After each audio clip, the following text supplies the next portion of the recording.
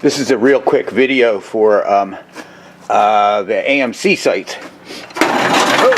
That noise you heard was the breaker bar and socket falling off of the crankshaft pulley.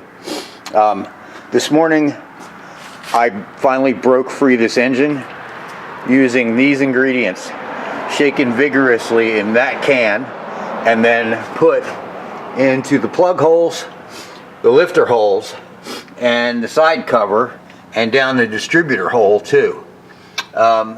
If I didn't have any success beyond that, I was getting ready to pull the oil pump and to pull the timing cover, but it looks like I got things broken free.